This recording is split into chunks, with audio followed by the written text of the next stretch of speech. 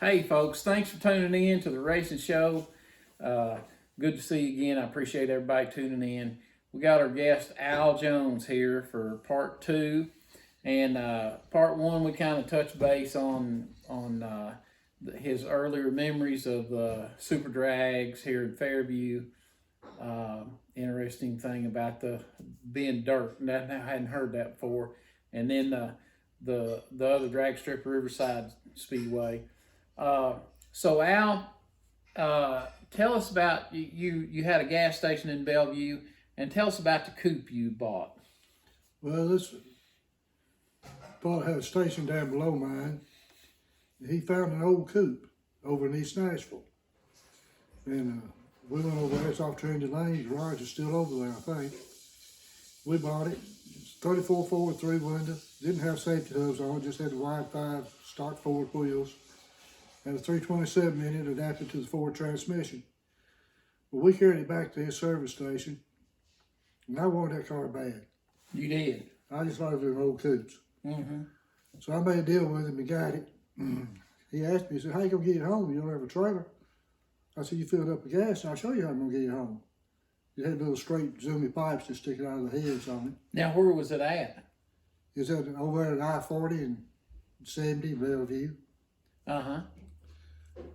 So I got in it, started it up, went back up 70 to cut through Bellevue Road, and come out Old Harding to 100 and drove it home. Didn't get pulled over, huh? No, it's just about dark enough you see the fire coming out of the pipes. And I got home, of course, didn't have cell phones back then. I got home, my phone was ringing off the wall. These guys been sitting at the local market down there. They said, who's that driving that coupe going through here? I said, what coupe? They said, you know what coupe? Says, it had to be you. I said, well, yeah, it was. So I backed it down in, had a little wooden garage outside the house. I backed it down in there, but Dad always checked the oil and water in his car in the morning and started it up before he went to work. He come back in the house, he said, boy, how'd you get that car home? Didn't ask what I gave for it. Didn't ask where I got it. I said, I drove it. He shook his head. He said, you ain't got a lick of damn sense. We kept it for a while and got rid of it. I wished I'd kept it. Did you ever race it? Well, we was going to race it out at open competition race. This has been in '66. We was going to try to run it to open comp race out at the fairgrounds. And my first wife was pregnant. She didn't want me to drive. So I called up Ben Pruitt. He was a local driver, was super good, and asked him if he'd drive it. He said, yeah. I said, well, I don't have a trailer. He said, well, come get mine. Never had met me, didn't know nothing, but that's how racers were back then. They took you at your word. Yeah. So I borrowed his car trailer and carried it out there, and his wife was expecting. She went into labor, so he didn't get to drive it. I put another guy in it. I don't remember who he was, but it had some death wobble on that pavement. It was a dirt car, so we didn't make the field. Yeah. But that was my first experience as a race car owner. And that was at the fairgrounds. Yeah. Yeah. Yeah, those open competition races in the '60s, I know a little bit about them when they run sprint cars there. Run everything. Yeah, everything. Run what you brung. Run what you brung. And so you was telling me a while ago about the moonshine, so you got to tell that story, Al. So tell us about getting offered to drive all moonshine. Well, and what year that would have been? That was 60. Everybody 66, I guess. Uh-huh. Right after I got out of school. Now, what year did you graduate? 65. 65. And I was coming from Pigram. I've been dating a girl in Pigram, and I was going home McCoy Lane, and I always drove fast as I could through there because I kind of had a reputation of having a lead foot. And evidently I scared a guy. I don't think I run him off the road. He said I did, but anyway, he put the word out he was looking for me, so I thought, well, I better go ahead and take my medicine. So I looked him up, and he said, I want to offer you a job. I said, doing what? He said, how you feel about hauling whiskey? I said, well, I've never hauled any. He said, well, we'll pay you $100 a night. You drive a Lincoln Continental to Knoxville hauling bonded stuff. He said, you park your car, go in the restaurant, An hour later, come out and get in the car and come back. We'll unload it while you're in the restaurant. I said, well, can I use my car?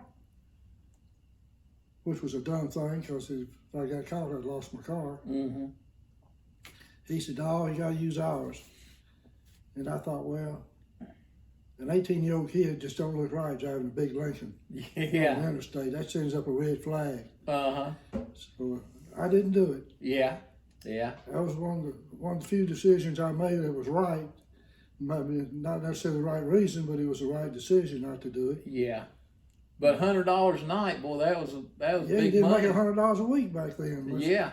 Yeah. $100 a night, you can run 3-4 nights a week. Yeah. It was tempting. You might have been another Junior Johnson, Al, if you'd done that. Yeah, probably when I was about 30 years old, been getting out of the pen. Yeah.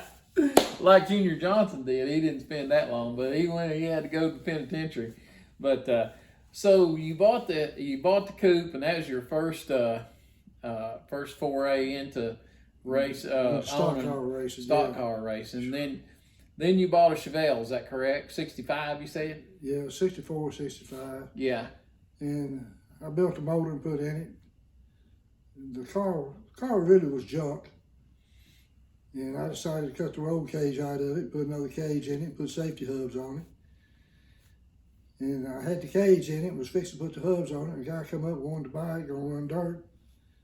And I sold it and bought a 69 Chevelle roller and put my motor and transmission in it. Yeah. And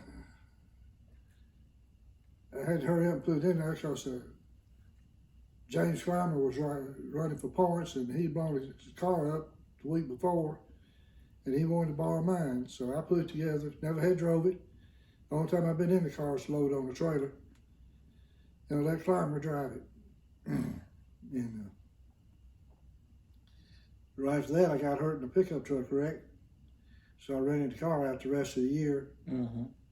And I realized that I didn't make enough money to go racing, so I had to quit. And that pretty well Ended your car owning days. ended my car owning days. So tell us about finding the Marty Robbins 7770 or 7. It was 777, right? 777. Yeah. I had heard rumors of the car for years, and I tried to locate it. I finally pinpointed the road it was supposed to be on.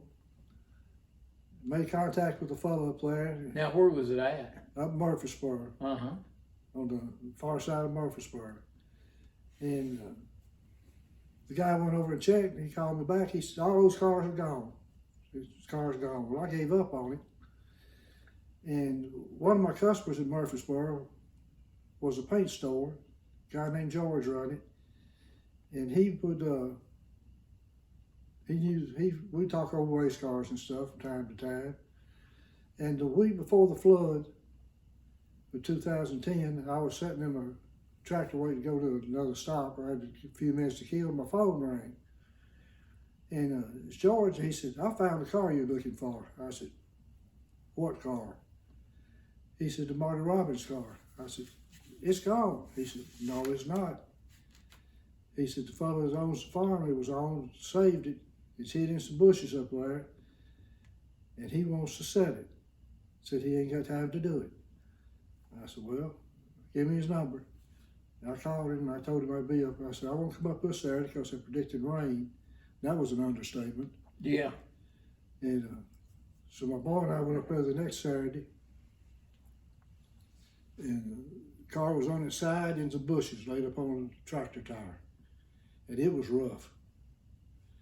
But it was the car. It was the car. Now, is it a Cornet? Is that Yeah, what it it was was? a Cornet. Yeah. Mm-hmm. So you ended up buying it, right? Yeah. And we were bringing it back home. You didn't drive that and back home, did you, Al? No. Yeah, I didn't figure. We put it on the trailer, and I called a friend of mine. I said, meet me over. He lived up there close to it. I said, meet me over at Walmart. I want to show you this car I bought. I said, meet me around back where we deliver. Won't be anybody around. And he and I was looking at it. Here come two women walking out of the bushes over there. I said, can we take a picture of that car? I said, yeah, take a picture. I told my boy, I said, we may have something special here. And we stopped to get gas, and there was come out of a low market down there at Triune, and there's people all around it taking pictures of it. Could you still see the 777 Yeah. on the side? You could. Yeah. Yeah. And you can see part of the Margaret Robbins. So we brought it back home, and my shop wasn't done, but we put it in the shop because we got tired of people stopping, wanting to look at it all the time, and I was scared it was still sitting on a trailer. I was scared it was going to disappear. So I was taking measurements, taking pictures, doing everything you do before you restore one, and I got hurt at work. And they retired me. They was glad to get rid of me. And Now, how did Ray Evernham find out about it? well, I started writing magazine articles for a magazine called Vintage Oval Racing. Uh-huh. At the time, it was based in California, but they covered the stock car vintage part of stock car racing.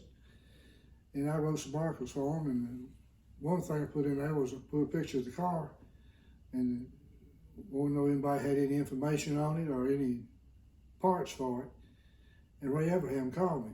He did? Yeah. Yeah. And well, first he had one of his guys call me, and then Ray called me. He said, "This is Ray Evernham." I said, "Okay, I believe you." And he wanted the car. We reached a deal, and he come out and picked it up. And I told him, I said, the only thing I request is if when you get it restored, you bring it back to Nashville so we can show it at the racetrack. Mm-hmm. So he did. He did. He's one of the nicest people you'd ever want to do business So with. Scott Bruschetta keeps it for him, is that correct? No, Scott bought it. Oh, Scott bought it. Okay. Yeah, when Ray brought it back to Nashville, we filmed it. I got to drive it on the track, and we filmed part of it. And the races got rained out that night. Mm-hmm. Well, Tony Famoso was the track promoter, and he asked me if I could get it back. Well, I called Ray, and this is the type of guy Ray is.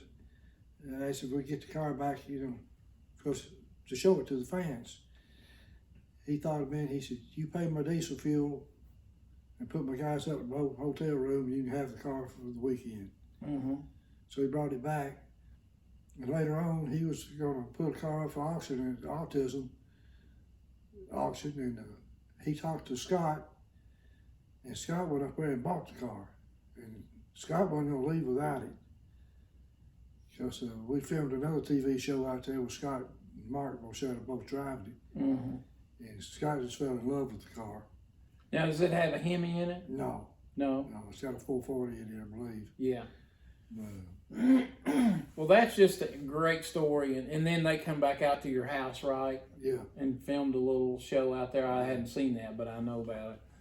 Well, Al, man, I really appreciate you coming out and doing our show with us and talking and recording some of the history of local, our local racers. And, we appreciate you, and we appreciate all you've ever done. He's restored a couple cars, the 14 cars, is that correct? Charlie Griffin, that won the last race at the Legion Bowl and the first race at the fairgrounds. That's correct. So, Al, we really appreciate it. Well, And I'm glad you came out tonight, and we look forward to seeing you again at the races. We're going to see you just in a few weeks. I think you're going to try to come down to Hornwall and watch us race, I hope. Planning on it. All right. Thanks a lot, Al. Thanks a lot, folks. And remember, be good to your neighbor, and you might have good neighbors. See you later. Thank you.